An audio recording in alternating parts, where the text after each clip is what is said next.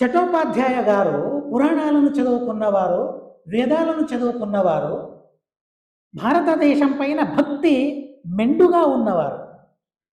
నిన్ననే నేను విషయం లీక్ చేశాను, ఈరోజు చెప్పాల్సిందే అది. అయినా మరోసారి నేను నెమరు వేసుకుంటాను. ఇది రచించిన సరిసుమారు 10 సంవత్సరాల తరువాత ఆనందమఠ అనే నవలను వారు వ్రాశారు. ఆ నవలలోని ముందు మాటలో ఎంత చక్కని సంవాదాన్ని వారు సృష్టించారంటే చాలా అద్భుతంగా. దేశం మరియు చటోపాధ్యాయ వారిరువురి మధ్య సంవాదం చాలా అద్భుతంగా జరిగింది. ఎలా మాట్లాడుకుంటారో చూడండి. ఇక్కడే ఓ మాట ఉంది, నువ్వు చాలా చక్కగా మాట్లాడుతావు అని భారత భూమిని గురించి తనన్నాడు. ఎవరితో మాట్లాడింది? ఈ దేశం. నేను మాట్లాడితే మాట్లాడుతుందా ఈ దేశం? కాదు. అలాంటి మహానుభావులు మాట్లాడితే వారితో మాట్లాడింది ఈ దేశం. ఆ సంవాదాన్ని చాలా చక్కగా ముందు మాటలో పొందుపరిచారు ఆ మహానుభావులు. దేశం అంటుందట, సరే నన్ను నేను నీకిస్తాను. నీకిచ్చేది ఎవరు? నన్ను నీకిచ్చింది ఎవరు? నేనేగా. నన్ను నేను నీకిచ్చాను, నువ్వు నాకేమిస్తావని అడిగిందట చటోపాధ్యాయ గారిని. ఉపాధ్యాయులు కదా, ఏమిస్తారు వాళ్ళు? మాట్లాడుతూ ఉంది. అందుకోసమే అలాంటి మాటలు ఇక్కడ ఉన్నాయి. నువ్వు అంత చక్కగా మాట్లాడుతావని ఉంది. అలా మాట్లాడితే, అలా అడిగితే చటోపాధ్యాయ గారు అన్నారు, ఏమి ఇవ్వాలి నేను? ఏముంది నాలో ఉందే పంచప్రాణాలు. ఆ విషయం కూడా ఇందులో ఉంది. నా శరీరంలో ఉన్న పంచప్రాణాలు ఎవరు? నువ్వే అని స్తుతించారు ఈ దేశాన్ని గురించి. నాలో ఉన్నవే అవి అసలు పంచప్రాణాలు. ఎవరికి చేదు పంచప్రాణాలు? అందరికీ తీపి కదా. పంచప్రాణాలు అందరికీ కావాలి కదా. ఆ ప్రాణాన్ని సంరక్షించుకోవడానికే అందరి ఆరాటం, అందరి పోరాటం కదా. ఆ దేశం అడిగితే నాకేమిస్తామంటే, నాలోని ప్రాణాలనే నేను మీకు ఇస్తానని చటోపాధ్యాయ గారు చెప్పారట. అదేంటి ప్రాణాలను అర్పించడమా? అందరూ ప్రాణాలను అర్పిస్తారు. నా కోసమే అందరూ ప్రాణాలను ఇస్తారు. నువ్వేంటి పెద్దగా గొప్ప? కనుక ఆ తల్లి అంటుందట, తల్లికి ఏం కావాలో చూడండి. మా ప్రాణాల అవసరం లేదు తల్లికి. తల్లికి కావలసింది ఆ స్నేహం.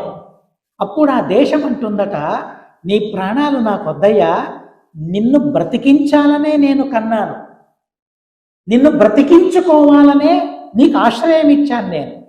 నీ ప్రాణాలు నాకు అవసరం లేదు, నువ్వు చేసే భక్తి నాకు కావాలి అని ఆ దేశం చెప్పిందట.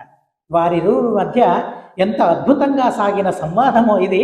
ఆ ఆనందమఠ అనే నవలలో ముందు మాటగా ఈ విషయాన్ని చాలా చక్కగా రాశారు. ఆ విషయాన్ని మనం అర్థం చేసుకోగలిగితే ఇక ఈ వందే మాతరం అనే గేయాన్ని చక్కగా అర్థం చేసుకున్నారు. ఏ ఉద్దేశంతో రాశారు, ఏ భావనతో వారు రాశారు ఈ గీతికని వ్రాయడం ద్వారా ఆ దేశానికి, ఆ తల్లికి భక్తి కుసుమాంజలిని సమర్పించుకున్నారు. అలాంటి అద్భుతమైన గేయం ఇది. మొట్టమొదట తల్లిగా ఆ దేశాన్ని స్తుతిస్తారు. వందే మాతరం. తల్లి మాతరం అంటే మనం ఈ మాతృభూమిని దేశం అని మనం పిలుస్తాం. మాతృదేశం, మాతృభూమి, మా భూమి, నా భూమి అని మనం వ్యవహరిస్తాం. ఏంటి దేశం అంటే ఏంటి? మొట్టమొదట దాన్ని తెలుసుకోవాలి కదా. చెప్పారు కదా కవులవారు, దేశమంటే మట్టి కాదోయ్, దేశమంటే మనుషులోయ్.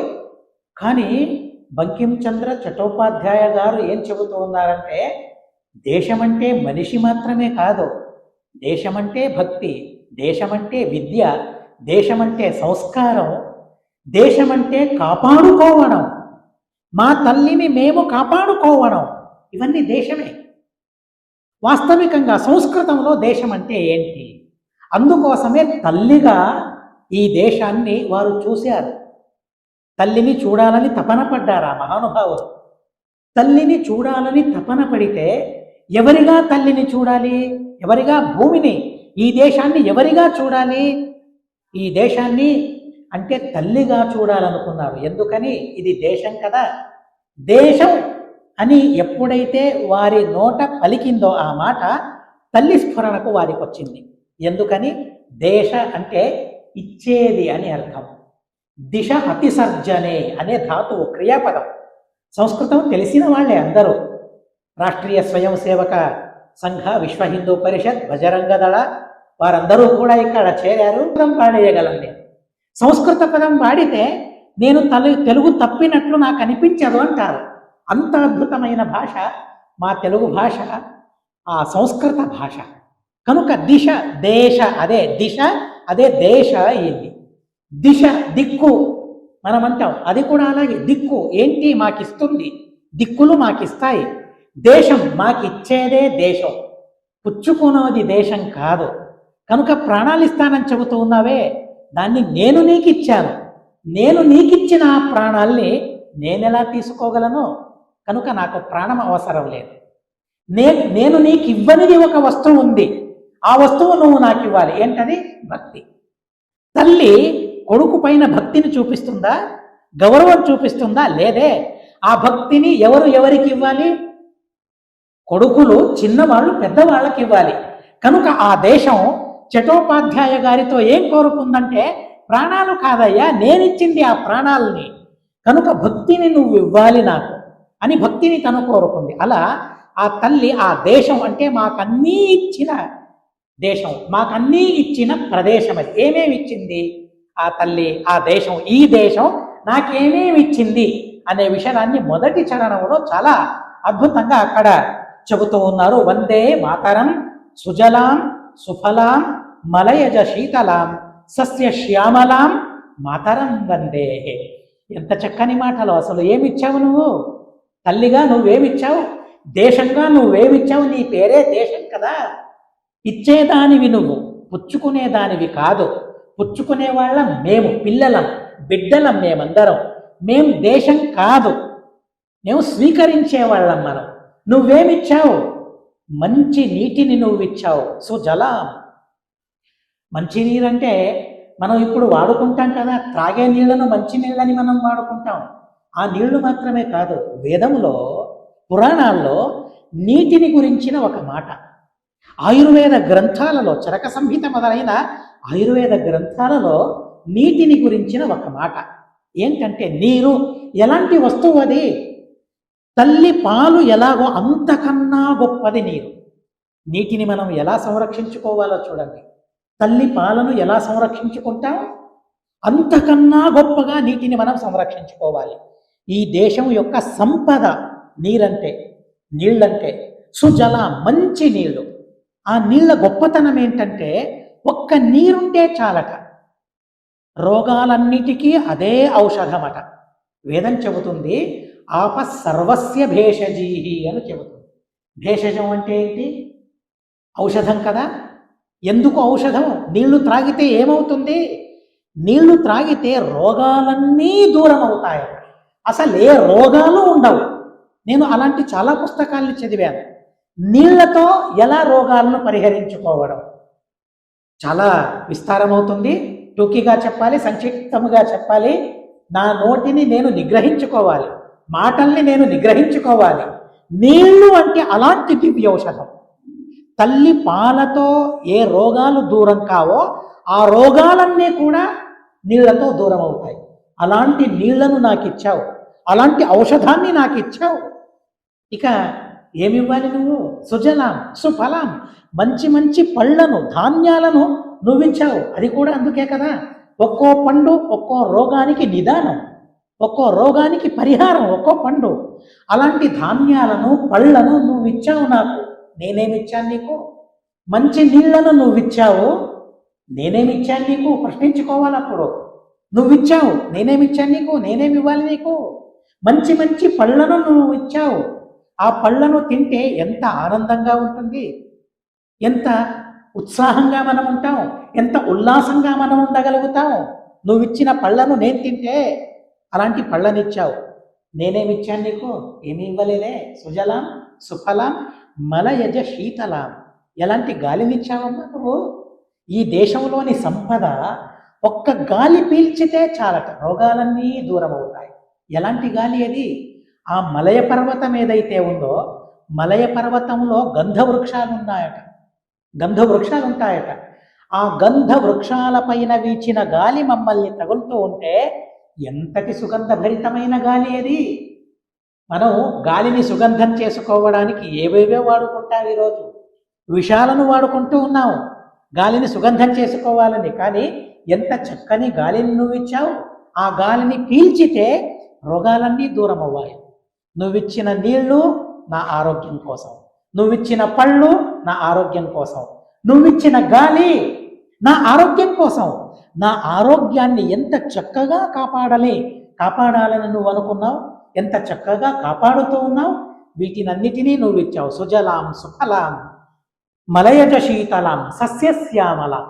మరో పుస్తకంలో నేను చదివాను, కళ్ళకేమైనా రోగాలుంటే ఈ శ్యామలమైన ఆ ప్రదేశాన్ని చూస్తే చాలక కంటి రోగాలు దూరం అవుతాయని నేను విన్నాను. అనుభవించిన వాళ్ళు కూడా ఉన్నారు. అలా సస్యశ్యామలమైన ప్రదేశం, ఎటు చూసినా శ్యామలమే, పచ్చని పైర్లు ఎటు చూసినా. అలాంటి పచ్చని పైర్లను చూస్తే, పచ్చని పంటలను చూస్తే ఎవరి కళ్ళకు ఎలాంటి రోగం, ఏ రోగము లేదు. అలాంటి పచ్చని పంటల్ని నువ్వు ఇచ్చావు. ఇప్పుడు మేమేం చేశాము, తల్లి నువ్వు ఇచ్చావు, కానీ దాన్ని ఇవ్వకుండా నేను చేస్తూ ఉన్నాను. మేమలా చేస్తూ ఉన్నాం, కానీ నువ్వు ఇచ్చావు. దాన్ని మనం అలాగే ఉండనివ్వాలి. ఆ భూమిని, ఆ పృథివిని. ఏమేమి ఇచ్చే సామర్థ్యం ఉంది ఆ తల్లికి అంటే ఇవన్నీ ఇచ్చే సామర్థ్యం తనకుంది. ఆ సామర్థ్యాన్ని మనమే హరిస్తూ ఉన్నాం. కొడుకులుగా తల్లిదండ్రుల సామర్థ్యాన్ని ఎలా హరిస్తూ ఉన్నామో, తల్లిదండ్రుల్ని ఎలా వెలివేస్తూ ఉన్నామో, మాతృభూమినే మనం వెలివేస్తూ ఉన్నాం. ఇవన్నీ నువ్వు ఇచ్చావు, కానీ అవన్నీ మాకే ఇవ్వకుండా మేమే అడ్డుపడుతూ ఉన్నాం. కనుక అమ్మ, మమ్మల్ని అలా చేయకు. మేం ప్రార్థించాలి, కానీ అప్పుడు మాత్రం చట్టోపాధ్యాయుల వారు అంత చక్కగా ప్రార్థించారు. ఎందుకని నువ్వు నాకు కావాలి, ఎందుకని నిన్ను నేను సంరక్షించుకోవాలి. ఇవన్నీ ఇచ్చావు నువ్వు, కనుక నేను నిన్ను సంరక్షించుకోవాలి. వందే మాతరం. శుభ్రజ్యోత్స్నా పులకితయామినీం ఫుల్ల కుసుమిత ద్రుమదల శోభినీం సుహాసినీం సుమధుర భాషిణీం సుఖదాం వరదాం మాతరం వందే మాతరం. ఎలాంటి రాత్రులు, ఆ రాత్రుల్ని మనం చూస్తూ ఉన్నామా? శుభ్రమైన జ్యోత్స్న, చంద్రుని అత్యద్భుతమైన ప్రకాశం, చంద్రుని వెలుగు. ఆ చంద్రుని వెలుగు ఏదైతే ఉందో, జ్యోత్స్న ఏదైతే ఉందో, చంద్రుని ప్రకాశం ఏదైతే ఉందో, ఆ చంద్రుని ప్రకాశంతో ఈ భూమి అంతా పులకరించిపోతుందట. అమ్మ, నీకు సంతోషం ఎలా? నీకెవరు సంతోషాన్ని ఇస్తారో? నేను ఇవ్వగలమా? నేను ఆనందాన్ని ఇవ్వగలమా? నువ్వు నాకన్నీ ఇచ్చావు, నా ఆరోగ్యాన్ని కోరుకున్నావు, నన్ను సంరక్షిస్తూ ఉన్నావు. నిన్ను సంరక్షించేది ఎవరు? నా వల్ల కాదు. కానీ నీకు సంతోషం ఎవరి వల్ల? ఆ చంద్రుని వల్ల. చూడండి, భగవంతుడు ఆ చంద్రుడిని సృష్టించాడు, దాన్ని మనసులో అనుకుంటూ ఉన్నారు. భగవంతుడు సృష్టించిన ఆ చంద్రుడు ఏదైతే ఉన్నాడో, ఆ చంద్రుని వెలుగు ఏదైతే ఉందో, ఆ చంద్రుని వెలుగు వల్ల నువ్వు పులకరించిపోతావు, నువ్వు సంతోషిస్తావు. అలాంటి దానివి నువ్వు. నీ ఆనందాన్ని నేనేం చేస్తూ ఉన్నాను? హరిస్తూ ఉన్నాను. అలాంటి నీ ఆనందాన్ని నేను కోరుకోవాలి. బానిసగా నువ్వు ఉండకూడదు, ఎవరికో బానిసగా నువ్వు ఉండకూడదు. నాకు తల్లిగానే నువ్వు ఉండాలి, మాకు తల్లిగానే నువ్వు ఉండాలి. తల్లిగా ఉండేట్లు నేను చేస్తాను, మేమందరం చేస్తాము అని అందరికీ పిలుపునిస్తూ ఉన్నారు. తల్లిని మేమందరం సంరక్షించుకోవాలి. తల్లి యొక్క ఆనందాన్ని మనం సంరక్షించుకోవాలి. మా వల్ల తన కొరిగేదేమి లేదు, మేము ఆనందాన్ని ఇవ్వలేము. కానీ ఆ శుభ్ర జ్యోత్స్న, ఆ జ్యోత్స్న వల్ల ఈ యామిని రాత్రి, ఆ రాత్రితో ఈ భూమి పులకరించిపోతుంది కదా. ఆ పులకరింత నేను ఇవ్వలేను, కానీ దాన్ని నేను సంరక్షిస్తాను. నిన్ను ఆ దాస్యం నుండి నేను విడిపిస్తాననే భావనతో అలా చెబుతూ ఉన్నారు ఆ చట్టోపాధ్యాయ గారు. శుభ్ర జ్యోత్స్న పులకిత యామిని, తెల్లని వెన్నెల. ఆ వెన్నెలతో ఈ భూమి, నా తల్లి పులకరించిపోతుంది. అలాంటి దానివి నువ్వు. ఫుల్ల కుసుమిత ద్రుమదల శోభిని, ఎటు చూసినా నవ్వులే. పువ్వుల్ని చూస్తే మనకేం గుర్తుకు రావాలి? నవ్వులు గుర్తుకు రావాలి. పువ్వుల్ని చూస్తే ఎంత చక్కగా నవ్వుతూ ఉంటాయి. ఆ విరిసిన పువ్వులను మనం చూస్తూ ఉంటాం. అలా పువ్వులను మాత్రమే చూడడం కాదు, అలా పువ్వులు విరబూసి ఉన్నాయి కదా, అలా మీ మొహంలో ఆ పువ్వుల నవ్వులు వికసించి ఉండాలి ఎల్లప్పుడూ కూడా. అలా మా మొహంలో నవ్వులు విరబూసేట్లు చేసిన దానివి నువ్వమ్మ. మమ్మల్ని అందరినీ, ఎందరు జీవరాశులు, ఒకరా ఇద్దరా? మొన్న మనం తెలుసుకున్నాం కదా. అనంత సంఖ్యలో జీవరాశులు ఉన్నారు. ఒక్క భూమి ఎందరి మొహంలో నవ్వుల్ని తనిస్తుంది, నవ్వుల్ని విరబూయిస్తుంది. అలాంటి మాకందరికీ ఆనందాన్ని ఇచ్చిన దానివి నువ్వని చెబుతూ ఉన్నారు. పుల్ల కుసుమిత ద్రమ దళ శోభిని. పుల్ల అంటే వికసితమైనది అర్థం. పుల్ల కుసుమిత, కుసుమాలు పువ్వులు, ద్రమ దళ శోభిని. ఆ వృక్షాలలోని దళాలలో శాఖోపశాఖాలలో నువ్వే నాకు కనిపిస్తూ ఉన్నావు. ఆ పువ్వుల్లో నీ నవ్వు నాకు కనిపిస్తూ ఉంది. కానీ ఇప్పుడు నువ్వు బానిస అయ్యావు కదా, ఆ బానిసత్వంతో ఆ నవ్వులు కనిపిస్తూ ఉన్నా కూడా నాకు కనిపించడం లేదు. నువ్వు ఏడుస్తున్నట్లు, రోధిస్తున్నట్లు నాకు కనిపిస్తూ ఉంది. ఆ బానిసత్వం నుండి విడిపించే సామర్థ్యం మాకు నువ్వే ఇవ్వాలి. నువ్వు తల్లివి, నిన్ను సంరక్షించుకునే శక్తి సామర్థ్యాలను నాకు ఇవ్వాలని అక్కడ కోరుకుంటూ ఉన్నారు. ఎలా నువ్వు ఉంటావు? సుహాసిని, ఎప్పుడూ నవ్వుతూనే ఉంటుందట మా తల్లి భరత భూమి. ఎలా? రామునిలా. రాముడు ఎలా ఉన్నాడు అంటే ఎల్లప్పుడూ నవ్వుతూ మాట్లాడేవాడట. స్మిత పూర్వాభిభాషి అంటారు, నవ్వుతూ నవ్వుతూ అందరితో మాట్లాడేదట. అలాగే ఈ భూమి కూడా నాతో నవ్వుతూ మాట్లాడుతుంది. సుమధుర భాషిణి. తన మాటలను వింటూ ఉంటే ఆ పక్షుల కిలకిల రావం ఏదైతే ఉందో, ఉదయం మనం మేలుకుంటాం, ఇప్పుడు ఏవీ వినిపించవు అసలు. అంతటా ఆ శబ్ద మాలిన్యమే అంతటా మాకు వినిపిస్తుందే తప్ప, కానీ నువ్వు ఎలాంటి దానివి అని చెబుతూ సుమధుర భాషిణి. ఎంత మధురంగా నీ భాషణ ఉంటుంది, ఎంత మధురంగా, ఎంత తీయగా నీ మాటలు ఉంటాయి. ఆ మాటల్ని నేను వింటాను, ఆ మాటల్ని నేను చిరకాలం వినాలి. నువ్వు అలాగే సంతోషంగా ఉండాలి, సంతోషంగా ఉంటావు. దేశాన్ని స్మరించుకుంటూ ఉన్నారు. సుఖదాం వరదాం మాతరం. నాకు సుఖాన్ని ఇవ్వడమే నీకు తెలిసే తప్ప మరేమీ నీకు తెలియదు. నాకు వరాలివ్వడమే నీకు తెలిసే తప్ప మరేమీ తెలియదు. శాపం ఇవ్వడం నీకు అసలు తెలియదు, వరం ఇవ్వడమే నీకు తెలుసు. అలాంటి తల్లివి నువ్వు.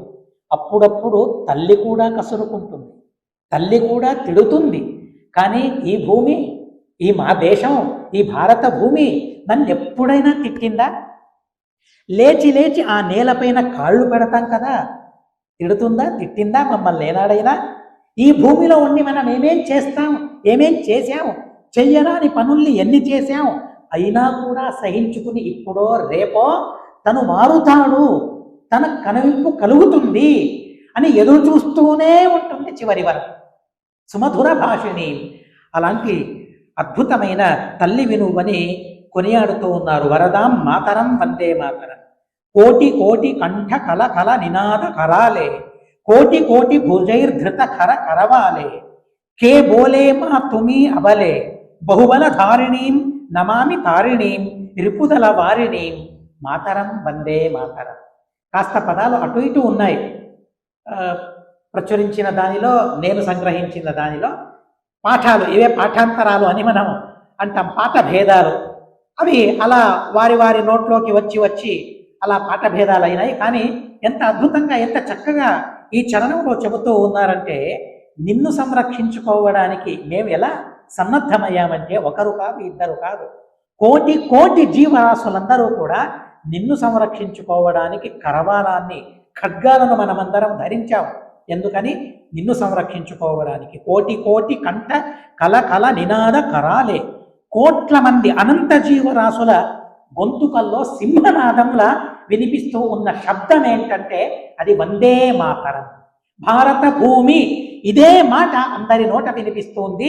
ఆ జరఘోషం, ఆ గర్జన అందరి నోట్లో వినిపిస్తుంది. కోట్ల మంది ప్రజలు వారి వారి చేతుల్లో కరాలమైన ఖడ్గాన్ని ధరించి ఆ శత్రువుల్ని చీల్చి చెండాడడానికి సిద్ధమై నిన్ను సంరక్షించుకుంటాం మేము. ఇంతగా నువ్వు మమ్మల్ని ప్రేమించావు కదా, నన్ను ప్రేమించావు కదా, మా ప్రేమ ఎలాంటిది, మా దేశభక్తి ఎలాంటిది, ఆ దేశభక్తిని సమర్పించుకుంటాం, నిన్ను మేము సంరక్షించుకుంటామని చాలా చక్కగా అంటారు. ఎవరు నిన్ను అబల అన్నారు?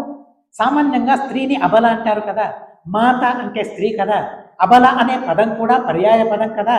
కానీ కవుల వారు అక్కడ అంటారు, ఓ కవి వారు, ఎవరు నిన్ను అబల అన్నారు? ఎందుకని? ఇంతటి శక్తి సామర్థ్యం మాలో ఉంది. నువ్వెవరికి ఇచ్చావో, ఎవరిని కన్నావో వారిలో ఇలాంటి శక్తిని నువ్వు ఇచ్చినప్పుడు నువ్వు అబలాని ఏ నోటితో అనాలి? ఎవరనగలరు నిన్ను అబల అని? నువ్వు సబల, నువ్వు అబల కాదు అని ఆ దేశాన్ని గురించి కొనియాడుతూ ఉన్నారు. బహుబల ధారిణీం నమామి తారిణీం. నీలోని బలం బహు అతిశయమైన బలం నీలో ఉంది. ఎలాంటి బలం? మమ్మల్నందరినీ దాటించే బలం నీకుంది. నిన్ను కాపాడుకోవాలి, ఈ దుఃఖం నుండి దాటాలి అని మేము అనుకున్నాం. దాటించేదెవరు? దాటించే శక్తి ఎవరికి ఉంది? నేను దాటగలనా? నేను దాటలేను. ఈ దుఃఖ పరంపర, ఈ శోక సాగరాన్ని నేను దాటాలి. దాటించేవారెవరు? ఆ శక్తి ఉన్నవారెవరు? నువ్వే. నువ్వు అబలవా? కోటి కోటి జీవరాశుల దుఃఖాలను దాటించగలదానివి నువ్వు. అబలాన్ని ఎవరన్నారు? ఏ నోట అబలాన్ని నిన్ననగలం? అలాంటి సబలవు నువ్వు అని అంటూ ఉన్నారు. బహుబలధారిణీం నమామి తారిణీం రిపుదల వారిణీం మాతరం. శత్రువుల ఆ దళం ఏదైతే ఉందో, శత్రువుల సైన్యం ఏదైతే ఉందో, ఆ సైన్యాన్ని నాశనం చేసేదానివి నువ్వే. గోమాత మాకు గుర్తొస్తుంది. విశ్వామిత్రుడు వశిష్ఠుల ఆశ్రమానికి వెళ్ళాడు. ఆశ్రమంలో ఆ గోమాతని బలాత్కారంగా లాక్కుని వెళ్ళడానికి సిద్ధమయ్యాడు. ఓ చూపు చూసిందట ఆ నందిని. ఎవరిని? వశిష్ఠుల్ని. నన్ను తను లాక్కొని వెళుతూ ఉన్నాడు. ఏం చేయలేవా మీరు? ఏం చేయలేరా మీరు అంటే, నా స్వభావమే శాంతమైన స్వభావం, నేనేం చేయగలను? నిన్ను కాపాడుకోలేనన్నాడు. అయితే నన్ను నేను కాపాడుకుందోనా, నన్ను నేను కాపాడుకోనా అని ప్రశ్నిస్తే ఆ వశిష్ఠులు అన్నారట, సరే అన్నారట. ఆ క్షణంలోనే సైన్యాన్ని సృష్టించిందట ఆ కామధేను నందిని. అలా సైన్యాన్ని సృష్టించి విశ్వామిత్రుని సైన్యాన్నంతా చీల్చి చెండాడిందట. ఒక గోమాత ఎంత చక్కగా యుద్ధం చేసిందో రామాయణం నాకు చెబుతుంది. అలాగే ఈ భూమి కూడా, ఈ ఒక్క ఆజాద్, ఒక్క భగత్ సింగ్, వీరందరూ ఎవరైతే ఉన్నారో వారందరిలో ఆ శక్తినిచ్చింది. వారందరినీ పురిగొల్పింది యుద్ధం చేయడానికి, శక్తినిచ్చింది. ఆ భావన వారికి ఇచ్చింది ఎవరనుకున్నారు? నువ్వే. నువ్విచ్చిన నీళ్లు త్రాగి, నువ్విచ్చిన పళ్ళు తిని, నువ్విచ్చిన గాలిని పీల్చి నేను శక్తిని సంపాదించుకున్నాను. మేమున్నాం, మేము సంరక్షించుకుంటాం అనే అద్భుతమైన భావన. రిపుదల వారిని మాతరం. తుమి విద్య, తుమి ధర్మ, తుమి హృది, తుమి మర్మ, త్వం హి ప్రాణా శరీరే, బాహుతే తుమి మా శక్తి, హృదయే తుమి మా భక్తి, తోమారై ప్రతిమా గడి మందిరే మందిరే. ఎవరు? నువ్వే మాలోని విద్యవు. నేను నేర్చుకున్నాను, విద్యావంతుడిని అయ్యాను, వ్రాస్తూ ఉన్నాను. నాలోని జ్ఞానం ఎవరు? నాకు జ్ఞానం ఇచ్చింది ఎవరు? నువ్వే. ఆ నీళ్లను త్రాగాను, ఇలాంటి జ్ఞానం నాకు వచ్చింది. నేర్చుకోవడం వలన కాదు. నేర్చుకున్న వారందరూ పండితులయ్యారా? బడికి వెళ్ళిన వాళ్ళందరూ గొప్ప గొప్ప విద్యావంతులయ్యారా? లేదే. ఆ భావనతో నీళ్లు త్రాగాలట. నువ్విచ్చిన ఔషధం ఇది. నువ్విచ్చిన ఆ నీళ్లను త్రాగాను, ఆ జ్ఞానం నాకు కలిగింది. తుమి విద్య. నాలోని విద్య ఎవరో కాదు, నువ్వే. నువ్విచ్చిన నీళ్లు, నువ్విచ్చిన పళ్ళు, నువ్విచ్చిన గాలి త్రాగి ఆ విద్యను నేను సంపాదించుకున్నాను. నేను విద్యావంతున్నయ్యాను. నేనేమైనా ధర్మం చేస్తూ ఉంటే ఎవరా ధర్మం?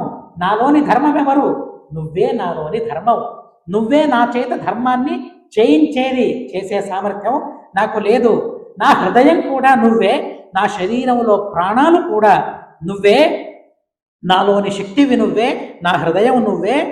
చివరకు భక్తిని ఇవ్వమని నువ్వు కోరావే. ఏం కావాలి నీకు అంటే భక్తి ఇవ్వాలని కోరావే. ఆ భక్తి ఎవరు? ఆ భక్తివి కూడా నువ్వే. నాలో భక్తి వచ్చేలా ఎవరు చేశారు? నీ పైన భక్తి కుదిరేలా చేసింది ఎవరు?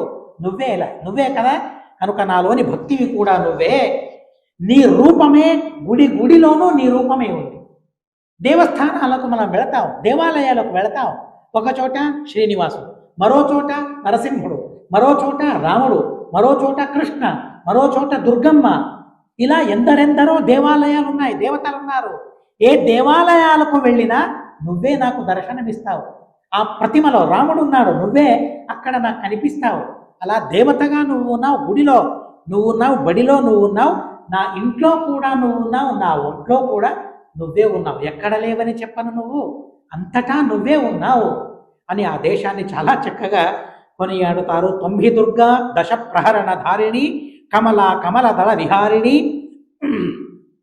వాణి విద్యాదాయిని, నమామి త్వాం నమామి కమలాం అమలాం అతులాం సుజలాం సుఫలాం మాతరం వందే.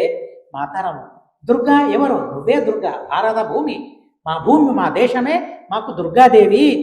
ఎలాంటిది? దశ ప్రహరణ ధారిణి, 10 చేతుల్లో 8 భుజాల్లో ఆ 8 ఆయుధాలను ధరించిన, 10 ఆయుధాలను ధరించిన దుర్గామాతవు కూడా నువ్వే. ఆ కమల ఉంటుంది కదా, ఆ పువ్వు, ఆ పువ్వులో సంచారం చేసే కమలాదేవివి కూడా నువ్వే. విద్యా ప్రదాతమైన వాణీదేవి సరస్వతీదేవి నువ్వే. అమలం, ఏ విధమైన మాలిన్యం అనేది నీలో లేదు. ఎటు చూసినా ఎంత వెతికినా నీలో మాలిన్యం కనిపించదు. అంత నైర్మల్యం నీలో ఉంది. అతులాం, నిన్ను నీతో ఉపమానం చెప్పడానికి ఎవరున్నారు? తులన లేదు. దేన్ని ఉపమానంగా నీకు ఇవ్వగలను? దేన్ని చూపించి ఇలా నువ్వున్నావు అని చెప్పగలను? ఏదీ లేదు. నువ్వే. నీకు నిన్నే చూపించాలి. నీలాగే నువ్వున్నావు, మరెవరిలాగానో నువ్వు లేవు. కనుక అతులాం సుజలాం సుఫలాం మాతరం వందే మాతరం అని మళ్ళీ అలా చెబుతారు. శ్యామలాం సరళాం సుస్మితాం భూషితాం ధరణీం భరణీం మాతరం వందే మాతరం. ఎప్పుడు శ్యామల వర్ణంలో నువ్వు ఉంటావు, పచ్చ పంటల రూపంలో నువ్వు ఉంటావు. సరళమైన విధానం నీది, వక్రమైన విధానం నీది కాదు. ఎలా ఉండాలి జీవితం? ఎలా ఉండాలి అంటే తల్లిలా ఉండాలి, భారత భూమిలా ఉండాలి. అలా నేరుగా ఉన్న స్వభావం నీది. అటు ఇటు అంకర వంకర్లు లేవు. ఎటు అలాంటి చాలా శుభ్రమైన నేరుగా ఉన్న స్వభావం నీది, సరళమైన స్వభావం నీది. మంచి మందహాసం నీలో ఉందట.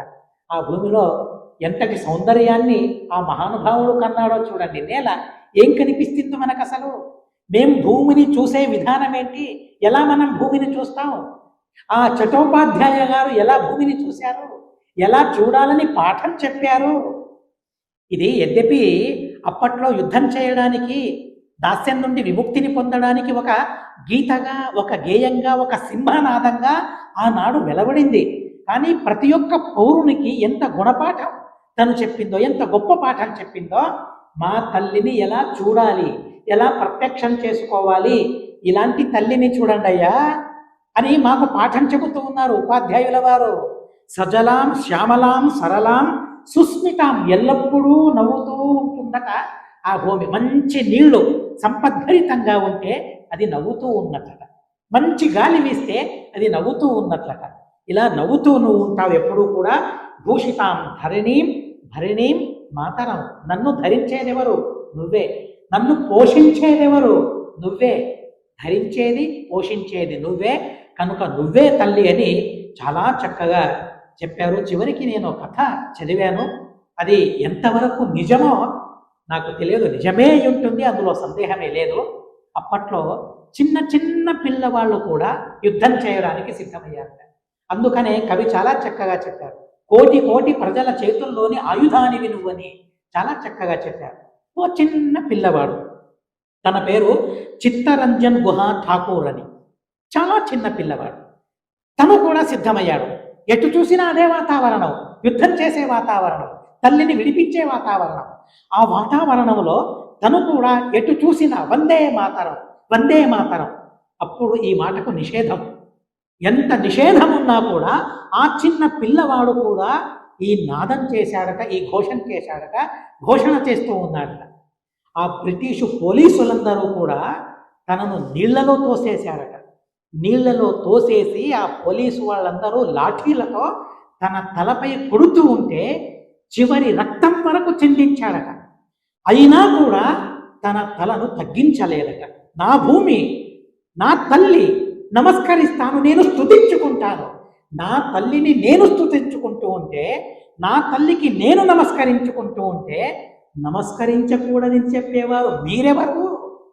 నా తల్లి చెప్పాలి, నా తల్లికి నమస్కారం, నా తల్లికి విధేయునై నేను ఉండాలి, ఉంటాను. చివరికి ఆ రక్త సిక్తమై ఆ చిన్న పిల్లవాడు ఉంటే ఆ వార్త అప్పుడు ఆ దేశంలో దావానలంలా వ్యాపించిందట. చిన్న చిన్న పిల్లవాళ్ళు కూడా ఇలా ఆత్మాహుతి చేసుకుని జీవదానం చేశారు. మా దేశాన్ని ఇలా కాపాడుకోవాలని చూపించారు. ఇక మేము ఎలా ఉండాలని అందరూ కూడా యుద్ధానికి సిద్ధమై భారత మాతను వారందరూ కూడా ఆ దాస్యం నుండి విముక్తిని చేశారు అనే అత్యద్భుతమైన విషయాన్ని ఆ కవులు బంకిమచంద్ర చటోపాధ్యాయ గారు చాలా చక్కగా తల్లిని చూశారు, తల్లిని గురించి ఉపదేశించారు. మనం కూడా అలాగే తల్లిని చూద్దాం అని చెబుతూ ఈ 6 చరణాల గురించి సంక్షిప్తంగా చెబుతూ ఆ తల్లికే నేను చెప్పిన ఈ వాక్కుసుమం ఏదైతే ఉందో వాక్కుసుమాన్ని ఆ తల్లికి సమర్పించుకుంటూ ఉన్నాను. భారత్ మాతాకి వందే వందే వందే. శ్రీకృష్ణార్పణమస్తు, శ్రీరామార్పణమస్తు. వేణుగోపాల్ గారిని వందే మాత్రం ఆలోచన చేయాల్సి మనందరం లేచి నిల్చున్నాము.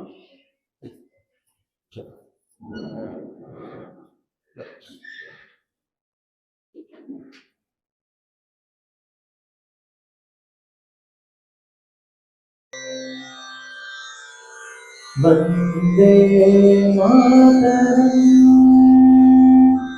వందే మాతరం సుజలాం సుఫలాం మలయజీవనాం సస్యశ్యామలాం మాతరం వందే మాతరం శుభ్రజ్యోత్స్నా పులకితయామినీ పుల్యశోభిత గోమదశోభినీ సుహాసినీ సుమధురభాషిణీ సుఖదాం వరదాం మాతరం వందే మాతరం. కోటి కోటి కంఠ కలకల నినాదకరాలే కోటి కోటి భుజయుద్ధ హర కరవాలే దునియా బలే बहुबलधारिणी नमामि तारिणी रिपुदलवारिणी मातरं वन्दे मातरं वन्दे मातरम्.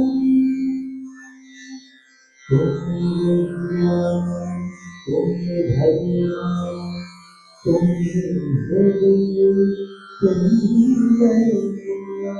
वन्दे प्राणा शरीरे भावुते तुमि मा शक्ति हृदये तुमि मा भक्ति तोमारे प्रतिमा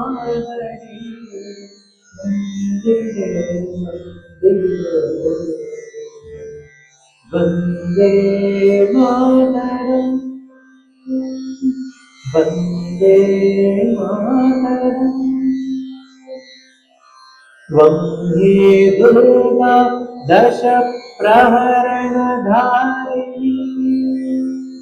कमला कमलदल विहारिणी वाणी विद्यादायिनी नमामि त्वां नमामि कमलां कमलां अतुलां सुजलां सुफलां मातरं वन्दे मातरं वन्दे मातरं. श्यामलां सरलां सुस्मिता भूषिता धरणीं धरणीं मातरं वन्दे मातरं वन्दे मातरं वन्दे मातरं.